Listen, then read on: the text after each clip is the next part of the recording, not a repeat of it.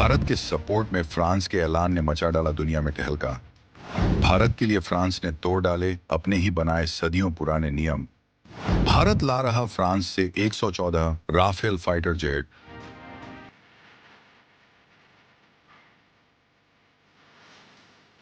नए राफेल में भारतीय मिसाइलों को लेकर हुआ धमाका, अस्त्र और रुद्रम मचाएंगी तबाही। अमेरिका और रूस देखते रह गए मुंह। फ्रांस ने खोल दिए अपने सबसे खुफिया सोर्स कोड के दरवाजे। दोस्ती की नई मिसाल देख दुनिया हैरान। दोस्तों, दोस्ती वो नहीं होती जो सिर्फ अच्छे वक्त में काम आए। दोस्ती वो होती है जो अपने असूलों को भी अपने यार के लिए बदल दे। और आज भारत का एक ऐसा ही यार दुनिया के सामने सीना तान कर खड़ा हो गया है। जब 114 फाइटर जेट्स की डील की बात उठी तो दुनिया भर के डिफेंस एक्सपर्ट्स कैलकुलेटर लेकर बैठ गए। कोई कह रहा था डील बहुत महंगी है, कोई कह रहा था कि भारत अपना पैसा पानी में बहा रहा है। 36 से 40 बिलियन डॉलर, ये रकम इतनी बड़ी है कि इसमें कई छोटे देशों की जीडीपी समा जाए। लेकिन जो लोग सिर्फ पैसों का गणित लगा रहे थे, वो उस मास्टर स्ट्रोक को देख ही नहीं पाए जो पर्दे के पीछे खेला जा रहा था। ये खबर सिर्फ फाइटर जेट्स खरीदने की नहीं है, ये खबर है भारत की उस दादागिरी की जिसके आगे फ्रांस जैसा महाशक्ति देश भी नतमस्तक हो गया है। इतिहास में पहली बार पेरिस ने वो कर दिखाया है जो उसने आज तक किसी के लिए नहीं किया, न कतर के लिए, न मिस्र के लिए और न ही अपने यूरोपीय पड़ोसियों के लिए। आखिर वो कौन सी लक्ष्मण रेखा थी जिसे फ्रांस ने भारत के लिए लांघ दी है? क्या वजह है कि डसॉल्ट एविएशन, जो अपनी टेक्नोलॉजी को लेकर इतना सख्त है, उसने भारत को अपने सबसे सीक्रेट सिस्टम की चाबी सौंप दी है? राफेल में ऐसा क्या खास जुड़ने वाला है जो उसे चीन के J-20 और पाकिस्तान के F-16 का बाप बना देगा? और सबसे बड़ा सवाल, क्या यह डील सिर्फ एक खरीदारी है या फिर 2060 तक के लिए भारत ने अपनी सुरक्षा का बीमा करवा लिया है? हम आपको बताएंगे इस गेम चेंजर फैसले की पूरी इनसाइड स्टोरी, जिसे सुनकर आपके रोंगटे खड़े हो जाएंगे। तो बने रहिएगा वीडियो पर अंत तक और इस संबंध में आपके जो भी विचार हों कमेंट में लिखकर जरूर बताइएगा। तो चलिए सस्पेंस के बादल छांटते हैं और असली मुद्दे पर आते हैं। बात हो रही है MRFA multi role fighter aircraft tender की, जिसके तहत भारत 114 नए फाइटर जेट्स खरीदने वाला है। और रेस में सबसे आगे कौन है? वही हमारा पुराना भरोसा राफेल। लेकिन रुकिए, यह वो राफेल नहीं है जो अंबाला एयरबेस पर खड़ा है। यह राफेल का वो अवतार है जो पूरी तरह से भारतीय आत्मा के साथ उड़ेगा। अब तक दुनिया में क्या होता था? आप फ्रांस से जहाज खरीदते थे तो मजबूरी में आपको मिसाइलें भी फ्रांस की ही खरीदनी पड़ती थी। अगर आपको उसमें अपनी कोई मिसाइल लगानी है तो सालों लग जाते थे, अलग से पैसे देने पड़ते थे और फ्रांस के नखरे अलग उठाने पड़ते थे। लेकिन इस बार भारत ने टेबल पर मुक्का मारकर कहा, नहीं बॉस, अब ऐसा नहीं चलेगा। भारतीय वायुसेना ने साफ कर दिया कि हमें राफेल तो चाहिए, लेकिन शर्तें हमारी होंगी। और वो शर्त ये है कि जहाज तुम्हारा होगा लेकिन हथियार हमारे होंगे। और हैरानी की बात यह है कि फ्रांस ने इसे मान लिया। फ्रांस ने भारत के लिए अपने थर्ड पार्टी इंटीग्रेशन के सख्त नियमों को कूड़ेदान में डाल दिया है। इसका सीधा मतलब ये है कि आने वाले 114 राफेल विमानों में भारत अपनी मर्जी से जब चाहे जो चाहे हथियार फिट कर सकेगा। यह आजादी किसी और देश के पास नहीं है। ये डील महंगी इसलिए दिख रही है क्योंकि इसमें सिर्फ लोहा नहीं खरीदा जा रहा, इसमें भविष्य की आजादी खरीदी जा रही है। अब जरा तकनीकी पेंच को सरल भाषा में समझते हैं। सोचिए, आपके पास एक आईफोन है, लेकिन उसमें आप अपनी मर्जी का ऐप नहीं डाल सकते। ठीक वैसा ही फाइटर जेट्स के साथ होता था। लेकिन अब भारत को राफेल का रूट एक्सेस मिल गया है। इसका सबसे बड़ा फायदा यह होगा कि हम राफेल पर अपने देसी हथियार तैनात कर पाएंगे। और जब मैं देसी हथियारों की बात करता हूं, तो मेरा मतलब दिवाली के पटाखों से नहीं, बल्कि उन मिसाइलों से है जो दुश्मन को नरक का रास्ता दिखाती हैं। सबसे पहले नाम आता है अस्त्र मिसाइल का। यह भारत की हवा से हवा में मार करने वाली बाहुबली मिसाइल है। अस्त्र मार्क 1 पहले ही अपनी धाक जमा चुकी है और अब मार्क 2 और मार्क 3 लाइन में है। सोचिए, राफेल जैसा बेहतरीन रडार और उसमें लगी भारत की अस्त्र मार्क 3 मिसाइल जो 300 किलोमीटर दूर बैठे दुश्मन को भी देख लेगी। मतलब दुश्मन को पता भी नहीं चलेगा कि मौत किस दिशा से आई। इसके अलावा भारत की रुद्रम सीरीज की मिसाइलें भी इसमें लगेंगी। रुद्रम 1, 2 और 3। इनका काम है दुश्मन के रडार और एयर डिफेंस सिस्टम को सूंघकर तबाह करना। यानी युद्ध शुरू होने से पहले ही दुश्मन अंधा और बहरा हो जाएगा, और जब दुश्मन देख ही नहीं पाएगा तो वो लड़ेगा क्या? ये कॉम्बिनेशन चीन के लिए एक बुरा सपना है। बात यहीं खत्म नहीं होती। भारत के पास तारा जैसे घातक बम हैं, जो हाई स्पीड लो ड्रैग बम हैं। ये बम पिन पॉइंट एक्यूरेसी के साथ बंकरों को उड़ा सकते हैं।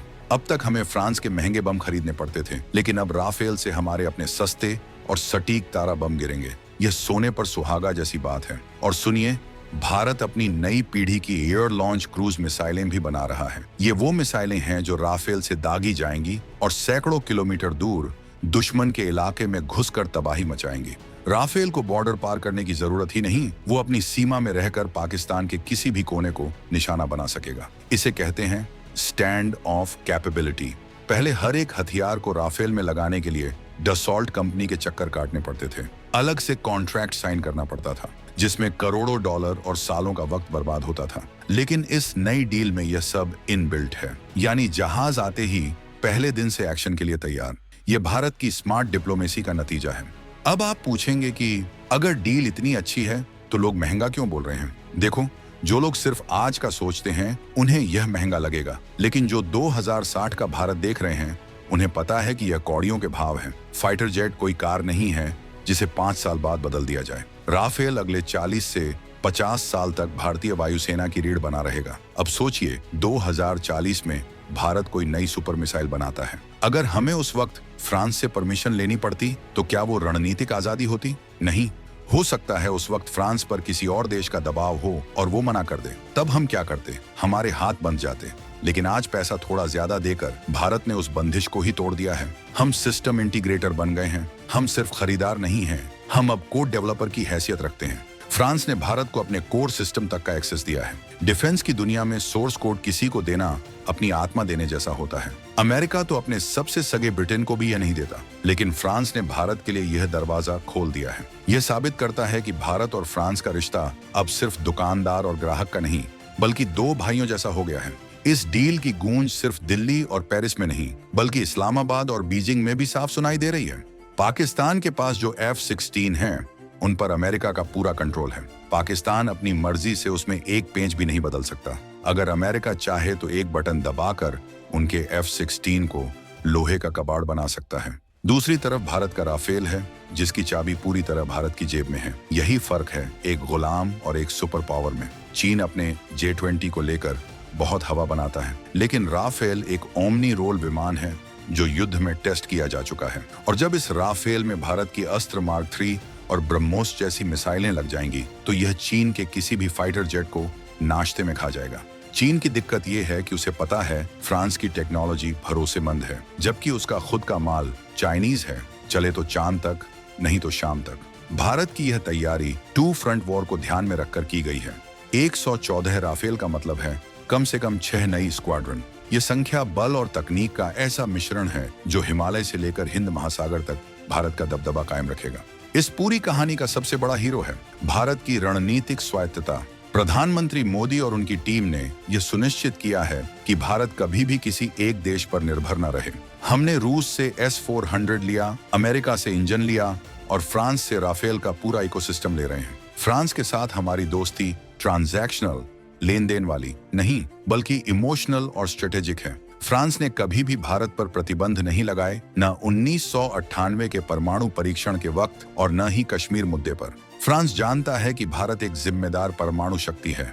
उसे पता है कि भारत टेक्नोलॉजी चोरी करके किसी और को नहीं बेचेगा। यह भरोसा एक दिन में नहीं बना, इसमें दशकों लगे हैं और आज उसी भरोसे का फल हमें मिल रहा है।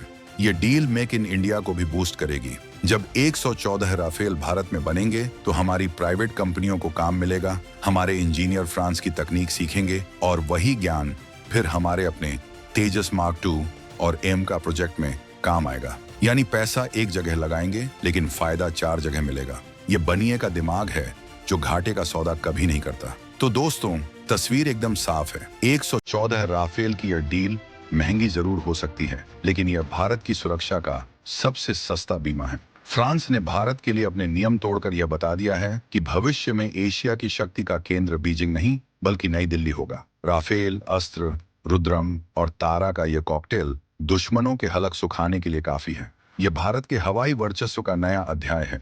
वो दिन गए जब हम हथियारों के लिए दूसरों का मुंह ताकते थे। आज हम अपनी शर्तों पर, अपनी जरूरत के हिसाब से और अपने दम पर आसमान जीतने निकले हैं। आपको क्या लगता है, क्या 114 राफेल खरीदने का यह फैसला और उसमें भारतीय हथियारों को जोड़ने की जिद सही है? क्या भारत को पूरी तरह से फ्रांस पर भरोसा करना चाहिए अपनी बेबाक राय कमेंट बॉक्स में जरूर लिखें। ये मुद्दा देश की सुरक्षा का है, इसलिए हर भारतीय की आवाज मायने रखती है।